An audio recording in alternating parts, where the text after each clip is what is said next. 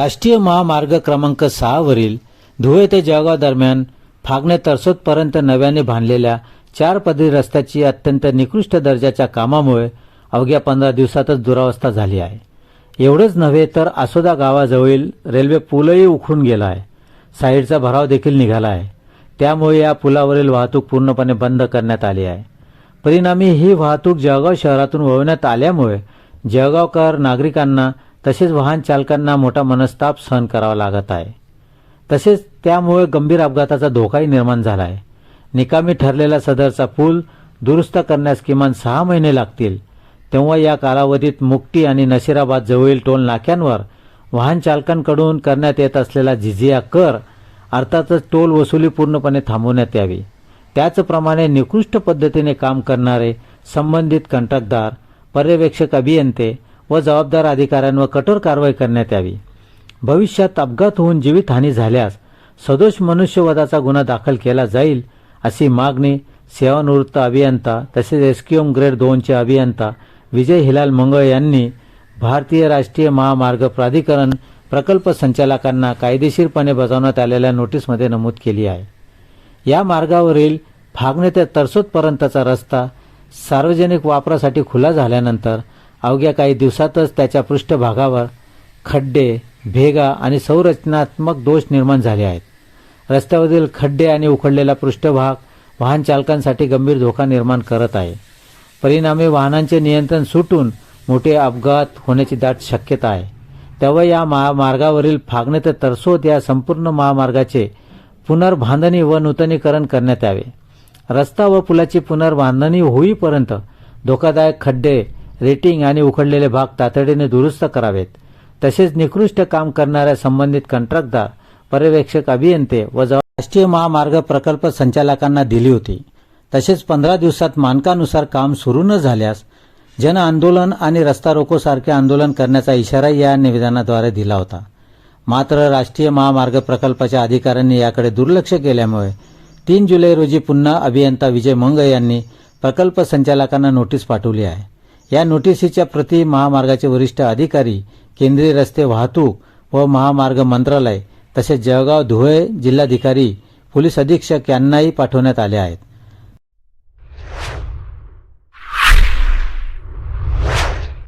आसोदा गावाजवळील रेल्वे पूल पूर्णपणे वाहतुकीसाठी बंद करण्यात आल्यामुळे सुमारे 8 किलोमीटरचा बायपास रस्ता बंद झाला आहे। त्यामुळे संपूर्ण वाहतूक जळगाव शहरातून वळवण्यात आली आहे।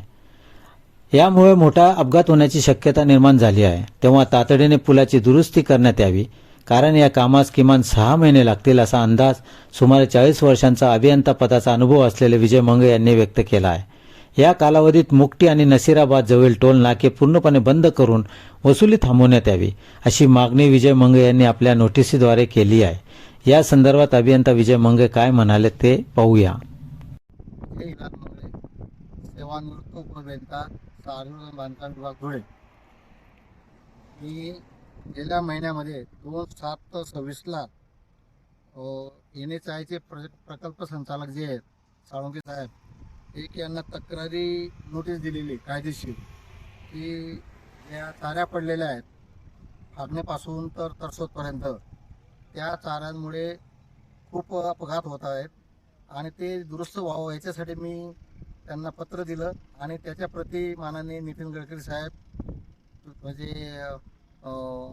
त्यांचे रिजनल ऑफिसर्स नागपूर आणि मुंबई, तसेच माननीय SP साहेब जळगाव आणि SP धुळे, तसेच कलेक्टर साहेब जळगाव आणि कलेक्टर साहेब जळगाव, तर त्यांना एवढ्यासाठी दिलं की समजा त्यांनी जर दखल नाही घेतली तर आंदोलन करायची वेळ येईल।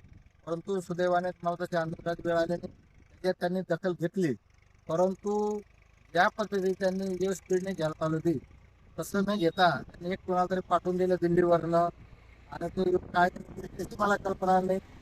परंतु त्यांना आज रोजी पत्र देत आहे की हा जो पाण्यामुळे जो काही प्रॉब्लेम उभा राहिलेला आहे तर त्याचं कारण खालून त्यांनी जो बेस घेतलेला आहे पुलाच्या अप्रोचेसचा किंवा रस्त्याचा बेस, रस्त्याचा अप्रोच, तर हा मुळातच कमकुवत आहे।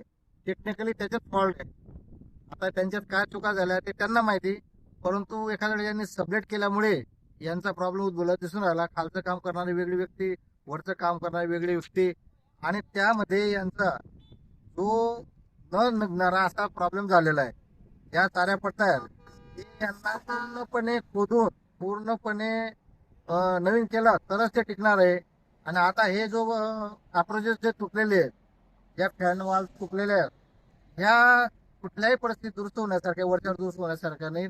त्या पूर्णपणे काढून खालून त्यांचा स्टार्टा जिथपर्यंत त्यांना कळत मिळत नाही तोपर्यंत त्यांनी खोदाई करून बांधकाम केलं तर ते भविष्यात टिकेल. आणि त्याच्यामुळे मग आम्ही त्या गोष्टीला आता हे कमीत कमी 2-4 महिन्याचं सहज काम आहे. नाही, त्यांची जी पद्धत आहे ती देखील टेक्निकली चांगली आहे, परंतु त्याचा टेक्निकली त्यांनी उपयोग प्रॉपर केला पाहिजे. कारण बरेचसे पुलांना तसंच केलेलं आहे त्यांनी, तर ती पद्धत काय चुकीची असं म्हणता येणार नाही. कारण असं आहे की त्या प्लेटांचा दोष नाही आहे. प्लेट हा त्यांचा जो खालचा जो पाया आहे, जो खाली पाया घेतात त्या पायाचा दोष आहे. तो पाया खालचा जो पाया, तुमचे खाली जर पाय कमकुवत असले तर तुम्ही खांद्यावरती तुमचं वजन कसं राहील, प्रकारे यांचा झालेला आहे. आता यांनी ते पायाचा जो दोष आहे तो शोधून तो दुरुस्त करावा. आणि आजच्या दिवशी मी पीडी साहेबांना, साळुंखे साहेबांना हे जे टोल आहेत हे बंद करायची विनंती करणार आहे. कारण काय की लोक टोल का देतात की लोकांना सुखसोयी भेटतात, वेळेची बचत होते. आज तसं काहीच होताना दिसत नाही. 2 दिवसापासून ट्रॅफिक जळगाव शहरातून जाऊन राहिली. शहरातून त्यांना सगळ्यांना, शहरातल्या लोकांनाही त्रास आहे आणि ज्या वेळेला इच्छित वेळ ते जाता येत राहिले. म्हणून ते टोल बंद करावा जोपर्यंत पूर्वत होत नाही, अशी मी त्यांना मागणी आजच करणार आहे. हे पत्र आज त्यांना द्यायला जातो.